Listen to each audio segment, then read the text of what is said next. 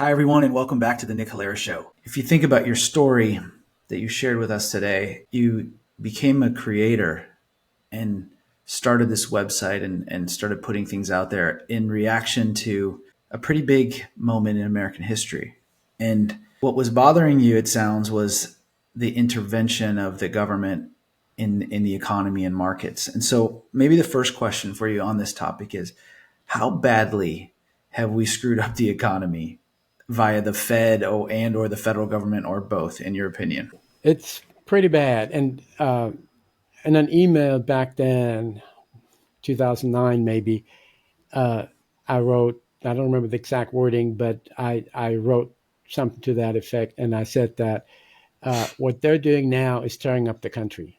And I didn't really have crystal ball where that was written in it, but I could see the underpinnings of it, and it's happened.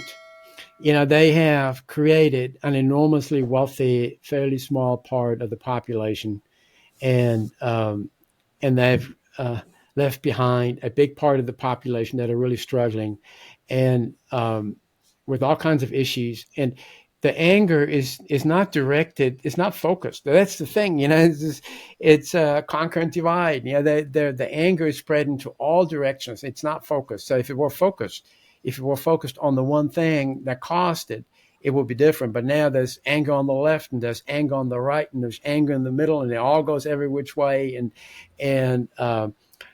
it it's you cannot throw trillions of dollars at a relatively small group of people and expect that the remainder of the country just takes it in.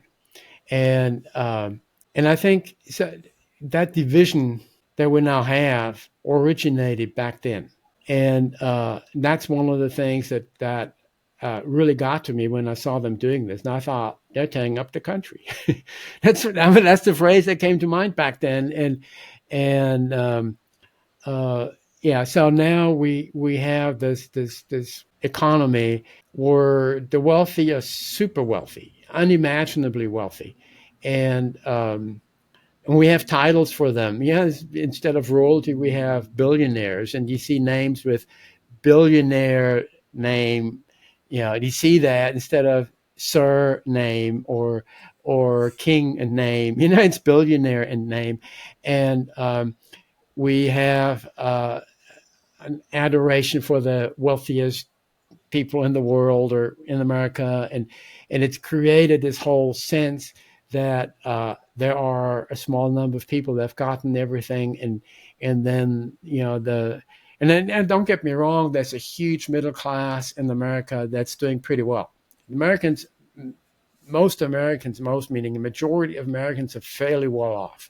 65% are homeowners and of the households, and the pay is pretty good compared to other countries, and even Japan. I mean, you go to Japan and with the same job you have here, go over there and you make a fraction of your income, and uh, so it's not that this is a poor country. It's not a poor country. It's a wealthy country with a lot of fairly well-to-do people, and the lower 25% of the income spectrum, they're really struggling.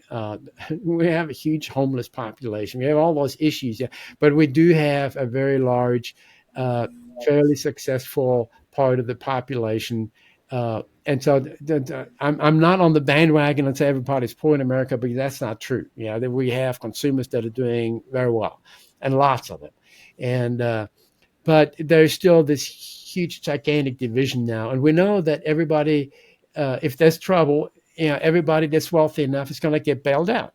So that's kind of the game we've seen, and if you're not wealthy, you pay for it. You have higher costs, higher housing costs, and higher food costs, and higher costs for your vehicles. So you end up paying for it, and at the same time that others are made wealthy, and that's really that's a problem. It's a huge problem, and I think the Federal Reserve is to some extent realizing what these policies have cost. There's really more Federal Reserve policies that cost that than government policies. Government policies didn't really cost that, but Federal Reserve policies did.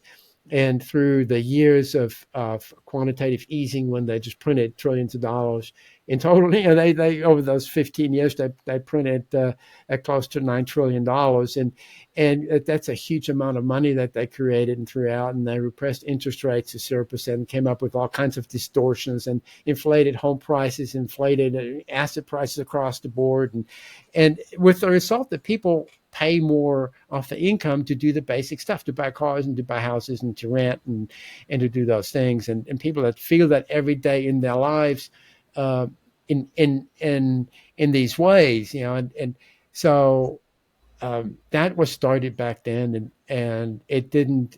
There's always this issue, but it just magnified it tremendously. I think that's a massive economic and social problem in the United States now, and responsible, I think, for a good part of the anger in the population, and on all directions. It's anger on the left wing, on the right wing, in the middle, everywhere, and it's based on that. Back then, they were really tearing up the country.